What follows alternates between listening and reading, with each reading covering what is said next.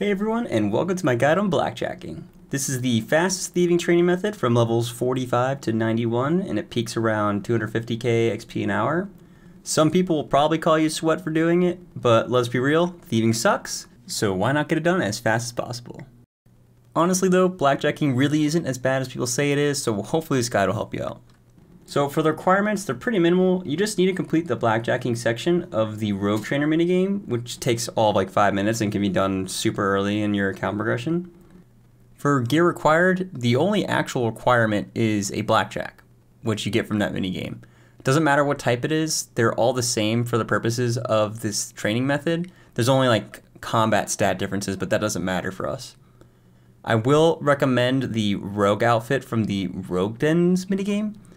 It gives you double loot with the full set, so you might as well make some extra coins along the way. And the last thing, if you have it, is a hit point skill cape. It gives you 2x health regeneration, so it just helps save food in the long run. But really isn't a deal breaker or anything. So in your inventory, if you're a main account, you can just buy some baskets of strawberries off the Grand Exchange. They come in bags of 5, and each strawberry will heal you for 5 HP. And the whole trick is pretty much like you're just going to have a full inventory. And you want to make sure like those inventory spots stay full so that you don't get the stupid coin purse when you're pickpocketing. We'll explain that in a little bit. So the next thing is just a way to get there. I have a pawn of each teleport, but you can just go through like the Shanty's Pass and take the carpet rides. I also like to start out with a small cash stack that'll just grow as we keep pickpocketing. And if you're planning on making this a longer outing, bring some noted strawberry bags so you can unnote those from the dude that's like in the center of pawn of each. And then just to teleport out, I just bring a rune pouch with telly runes. For ironmen specifically, your best bet for food is going to be the jugs of wine that you get from Ali the barman. He stocks them in up to 13, but they might not always be full stock. So you have to world hop a few times to fill your inventory up, but that'll suffice for your food slots so you can keep your inventory full. Okay, so get to pawning whichever you plan to, and we're going to start out by looking at the less than 65 thieving folks here.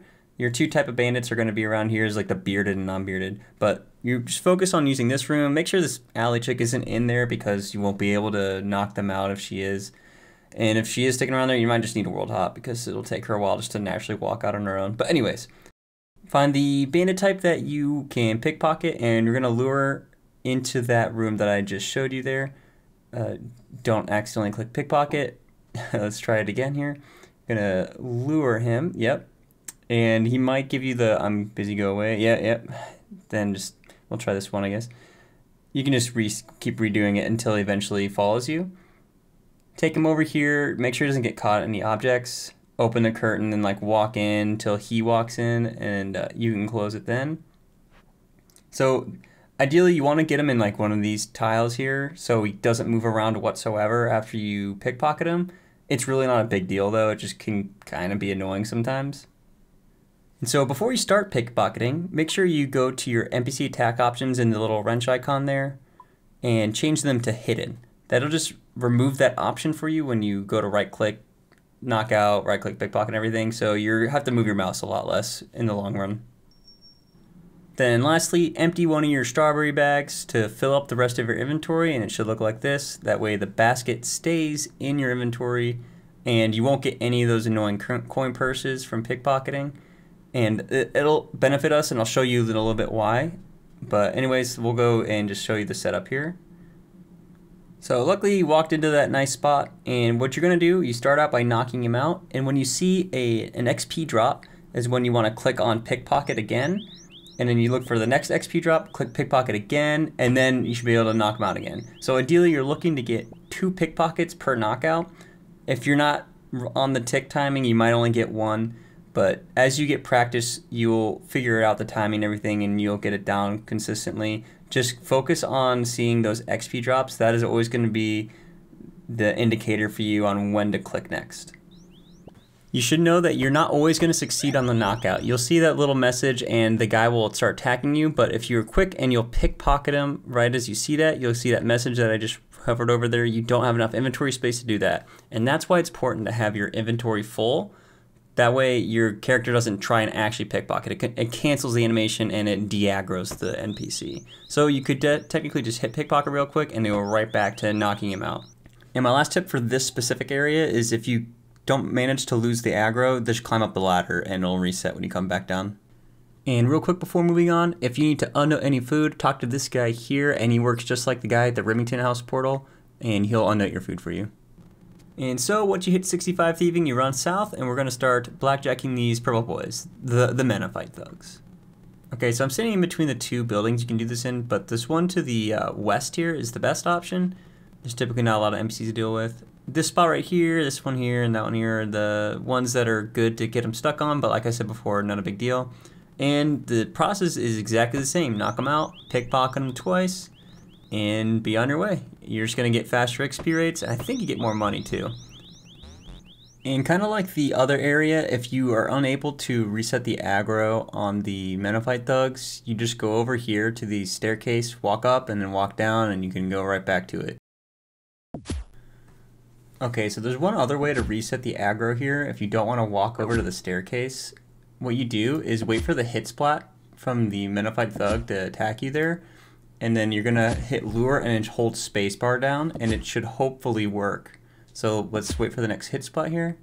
Hit lure, spam spacebar, and boom. So it's essentially like you just got him re-lured here, if you see this. I think it fails sometimes if he gives you the "I'm busy, go away" message. You just gotta keep doing it.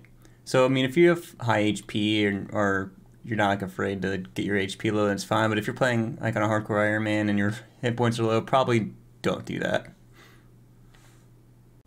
And then for all the Ironman players out there, what you can do for your food, like I said earlier, is the jugs of wine that you buy from Ardy the barman. It's pretty much right next to the minifight thugs.